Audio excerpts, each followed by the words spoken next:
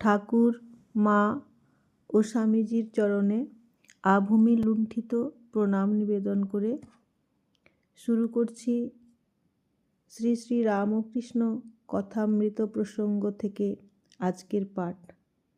আজকের প্রসঙ্গ ঠাকুরের সঙ্গে মাস্টার মশাইয়ের দ্বিতীয় সাক্ষাৎ।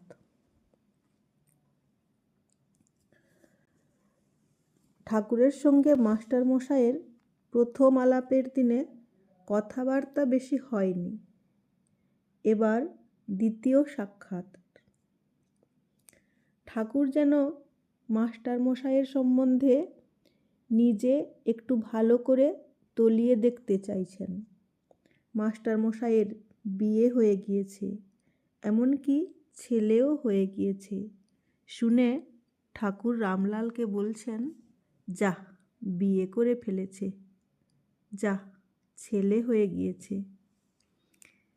কথার ভিতর একটু যেন আক্ষেপের ভাব লক্ষ্য করলেন মাস্টার মশাই, তাই তিনি একটু অপ্রস্তুত বোধ করছেন।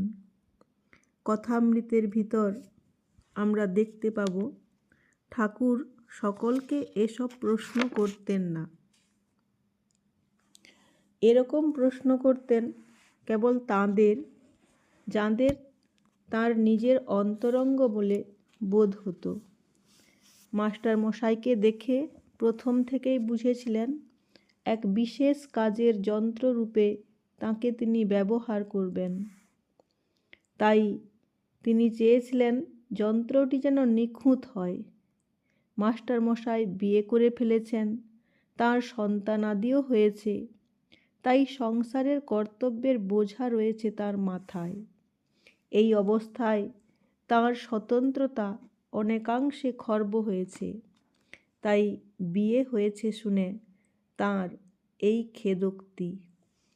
এমন নয় যে সংসারে থেকে কারো ধর্মজীবন লাভ হয় না, যার হয় হোক, কিন্তু মাস্টার মশাইকে তিনি সম্পূর্ণ নিজের হাতের যন্ত্ররূপে ব্যবহার করতে চাইছিলেন।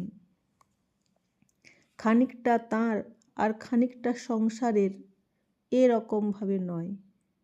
ঠাকুরের কথা থেকে এই রকমই মনে হয়। অবশ্য পরে যখন মাস্টারমশাই সংসার থেকে সরে আসতে চাইছেন, ঠাকুর তখন তাঁকে বারণ করছেন। আমরা দেখেছি ঠাকুর এ সম্বন্ধে অনেককে উপদেশ দিচ্ছেন যে সংসারের দায়িত্ব যদি মাথায় এসে পড়ে তাহলে তা থেকে পালিয়ে যাওয়া উচিত নয়। যতক্ষণ তা আসেনি ততক্ষণ বিচার করো, নিজের প্রকৃতি যাচাই করো, দেখো কোন পথে তোমার সুবিধা। বিচার না করে সংসারের বন্ধনে জড়ানো যেমন ঠাকুর পছন্দ করতেন না, তেমনি পছন্দ করতেন না বিচার করে সংসারে প্রবেশ করার পর তা থেকে পালানো। তাই হাজরাকে জোর করে বাড়ি পাঠিয়ে দিচ্ছেন। নরেন্দ্রনাথ হাজরার হয়ে ঠাকুরের সঙ্গে তর্ক করছেন এবং বাড়ি ফিরে যাওয়ার জন্য হাজরার ওপর জোর না করতে তাকে অনুরোধ করছেন। তবুও ঠাকুর শুনছেন না। সংসার যখন রয়েছে তখন সে কর্তব্যে অবহেলা করা চলবে না। আবার সেই ঠাকুরই তাঁর ত্যাগী সন্তান রূপে যাঁদের তৈরি করবেন, তাঁদের কারো বিয়ে করার কথা শুনে মাথায় লাঠির ঘা পড়ার মতো বোধ করছেন।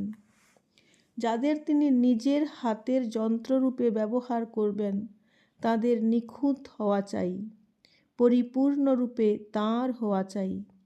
সেখানে ভাগাভাগি হলে যন্ত্রটি নিখুঁত হয় না। শ্রীময়ের শিক্ষা শুরু।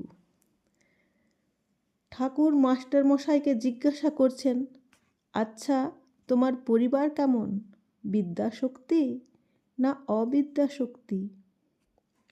বিদ্যাশক্তি অবিদ্যাশক্তি এসব কথা মাস্টার মশাই কোনো দিন শোনেননি। বিদ্যা কথাটার মানে তিনি জানেন বই পড়া, আর সেই থেকেই ধরে নিলেন যে ঠাকুর জানতে চাইছেন তাঁর স্ত্রী লেখাপড়া জানেন কি না। সাধারণভাবে জ্ঞানী বলতে আমরা বুঝি যিনি অনেক লেখাপড়া করেছেন, আর সেই সূত্রেই যারা লেখাপড়া জানেন না তাদের অজ্ঞান বলি। এই ভেবেই মাস্টারমশাই উত্তর দিলেন, আজ্ঞা ভালো, কিন্তু অজ্ঞান। ঠাকুর বিরক্ত হয়ে বললেন, আর তুমি জ্ঞানী?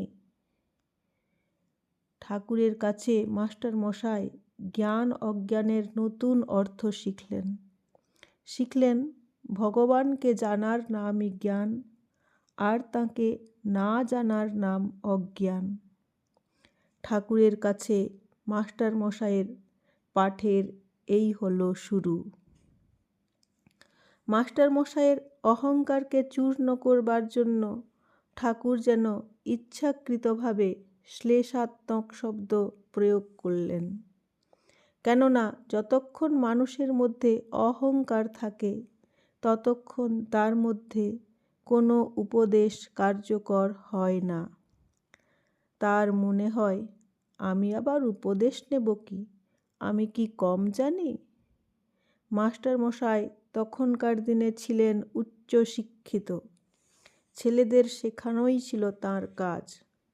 এ হেন মাস্টারমশাইকে যে এক নিরক্ষর ব্রাহ্মণের পায়ের তলায় শিক্ষার্থীরূপে বসতে হবে, এ কথা তিনি তখনও ভাবতেই পারেননি। ঠাকুরের প্রয়োজন ছিল মাস্টারমশাইয়ের অহংকার চূর্ণ করা। তাই তাঁর শ্লেষাত্মক প্রশ্ন, আর তুমি জ্ঞানী? কথাটি মাস্টারমশাইয়ের অহমিকায় দারুণ আঘাত হানল। আজ এই পর্যন্ত, আগামীকাল আবার হবে।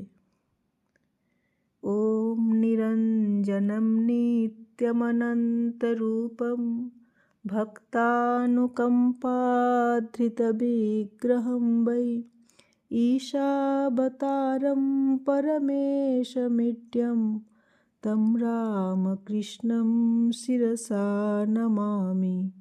তম রামকৃষ্ণম শিরসা নমামি।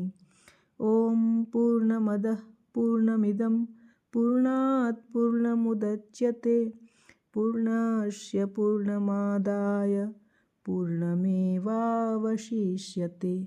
ওম শান্তি শান্তি শান্তি। হরি ওম তৎসৎ।